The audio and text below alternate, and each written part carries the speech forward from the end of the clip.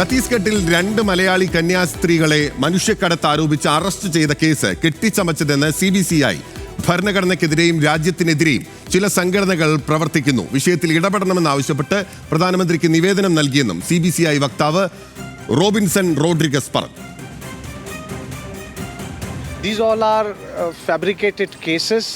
We condemn such fabricated and harassments, cases and harassments. These nuns are somehow tracked by some anti-national elements. They somehow track their movements, they harass them, they abuse them, and then putting false accusations of conversion and human trafficking, etc. കന്യാസ്ത്രീകൾ ഛത്തീസ്ഗഡിൽ നിന്ന് കൂട്ടിക്കൊണ്ടുവരാൻ പോയ 3 പെൺകുട്ടികളും Christian വിഭാഗക്കാരാണെന്ന് CBCI വനിതാ council secretary sister Asha Paul പറയുന്നു. കൃത്യമായ യാത്രാരേഖകളും കന്യാസ്ത്രീകളുടെ പക്കൽ ഉണ്ടായിരുന്നു. മതപരിവർത്തനം നടത്തിയിട്ടില്ലെന്നും തിങ്കളാഴ്ച കോടതിയിൽ ജാമ്യാപേക്ഷ നൽകുമെന്നും സിസ്റ്റർ ആശാ പോൾ. ഞങ്ങൾക്ക് പൂർണ്ണമായ എവിഡൻസുകളുണ്ട്. ഞങ്ങൾ ആരെയും കൺവേർട്ട് ചെയ്തിട്ടില്ല, ആരെയും ഫോഴ്സ്ഫുള്ളി കൊണ്ടുവന്നിട്ടില്ല. കൂടാതെ അവിടെ ആധാർ കാർഡ് കാണിക്കുന്ന അനുസരിച്ച് അവരെല്ലാവരും മേജറാണ്. ആധാർ കാർഡിൻ്റെ കോപ്പി നമ്മുടെ കയ്യിലുണ്ട്, ടിക്കറ്റ്സിൻ്റെ കോപ്പി നമ്മുടെ കയ്യിലുണ്ട്. അവരെല്ലാവരും സ്വന്തം ഇഷ്ടത്തോടു കൂടി വന്നവരാണ്. പിന്നെ കുട്ടികൾ കൊടുത്ത സ്റ്റേറ്റ്മെൻറ്റ്സിനെയൊക്കെ റിവേർട്ട് ചെയ്യാനായിട്ട് അവർ ഫോഴ്സ് ചെയ്തു എന്നാണ് ഞങ്ങൾ അറിയപ്പെടുന്നത്. വിവരങ്ങളുമായി ശരത് ലാൽ നമുക്കൊപ്പം തത്സമയം ചേരുകയാണ്. ശരത്ത്, ഈ ഉത്തരേന്ത്യയിൽ മിഷണറി പ്രവർത്തനം, ചാരിറ്റി പ്രവർത്തനം നടത്തുന്ന ക്രിസ്ത്യൻ മിഷണറിമാർക്കെതിരെ വ്യാപകമായ ആക്രമണമാണ് എന്നുള്ളത് ഒരു വസ്തുതയാണല്ലോ. വ്യാപകമായ ആക്രമണത്തിന്റെ പല വിവരങ്ങളും പുറത്തു വന്നിരുന്നു.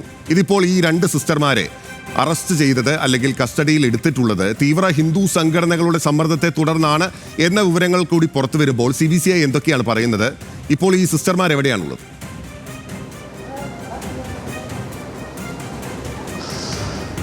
ബിനിൽ പോത്തൻ, അതുതന്നെയാണ് CBCI കടുത്ത ഭാഷയിലാണ് CBCI ഇപ്പോൾ പ്രതികരിച്ചിരിക്കുന്നത്. നേരത്തെ ഇത്തരം സംഭവങ്ങൾ ഉണ്ടാകുമ്പോൾ പ്രതികരിക്കാതിരുന്ന CBCI നേതൃത്വം ഇന്ന് വളരെ ശക്തമായ രീതിയിൽ തന്നെയാണ് പ്രതികരിച്ചിരിക്കുന്നത്. പത്രസമ്മേളനം വിളിച്ചു ചേർത്താണ് തങ്ങളുടെ പ്രതിഷേധം അവർ അറിയിച്ചിരിക്കുന്നത്. അതുപോലെ തന്നെ പ്രധാനമന്ത്രി അമിത്ഷാ അടക്കമുള്ള BJP നേതാക്കൾക്ക് നിവേദനവും നൽകിയിട്ടുണ്ട്. ഏതായാലും ഇക്കാര്യത്തിൽ പുറകോട്ടില്ല. ഇനി ഇത്തരം കാര്യങ്ങളിൽ വിട്ടുവീഴ്ചയില്ലാത്തൊരു നിലപാട് സ്വീകരിക്കുമെന്നാണ് CBCI വക്താവ് അല്പം മുമ്പ് പറഞ്ഞിരിക്കുന്നത്. ഇപ്പോൾ ജുഡീഷ്യൽ കസ്റ്റഡിയിലാണ് ഈ 2 കന്യാസ്ത്രീകളുള്ളത്.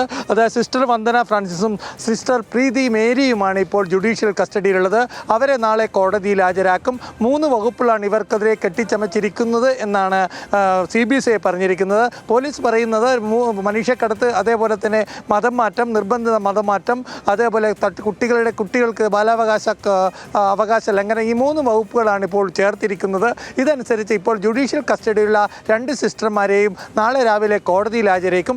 ഈ സമയത്ത് ഇന്ന് ഞായറാഴ്ച ആയതുകൊണ്ട് തന്നെ കോടതിയിൽ ജാമ്യാപേക്ഷ നൽകാൻ കഴിയില്ല എന്നാണ് CBCI നേതൃത്വം പറഞ്ഞത്. നാളെ ഇത് സംബന്ധിച്ച് ജാമ്യാപേക്ഷ നൽകി. വളരെ പ്രധാനപ്പെട്ട ഗുരുതരമായ ആരോപണം കൂടി CBCI വനിതാ ആശാ പോൾ ഉന്നയിക്കുന്നുണ്ട്. അതായത് ഈ സിസ്റ്റർമാരെ, ഇപ്പോൾ പോലീസ് കസ്റ്റഡിയിലുള്ള സിസ്റ്റർമാരെ ജുഡീഷ്യൽ കസ്റ്റഡിയിലേക്ക് മാറ്റിയപ്പോൾ പോലും തങ്ങളെയോ അല്ലെങ്കിൽ മറ്റ് സഭാ നേതൃത്വത്തെയോ കാണാൻ അനുവദിച്ചിട്ടില്ല. അതായത് ഒരു അഭിഭാഷകനെ പോലും അനുവാദം നൽകിയില്ല എന്ന ഗുരുതരമായ ആരോപണം സിസ്റ്റർ ആശാ പോൾ ഉന്നയിക്കുന്നു. ഏതായാലും BJP സർക്കാരിൻ്റെ അടുത്ത് CBCI വളരെ ശക്തമായ രീതിയിൽ പ്രതിഷേധം രേഖപ്പെടുത്ത് പ്രധാനമന്ത്രി തന്നെ നേരിട്ടിടപെട്ട് ഇക്കാര്യത്തിൽ ഒരു തീരുമാനം അറിയിക്കണമെന്നാണ് CBCIയുടെ നിലപാട്.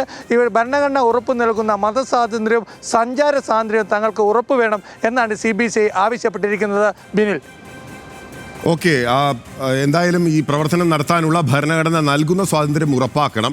ഇത്തരത്തിലുള്ള വ്യാജ കേസുകളിൽ പെടുത്തരുത്, അല്ലെങ്കിൽ ആ നടപടികളിൽ നിന്ന് പിന്മാറണം എന്നുള്ളതാണ് Catholic bishops council of India അറിയിച്ചിരിക്കുന്നത്. ശരത് ലാലാണ് വിവരങ്ങൾ നൽകിയത്.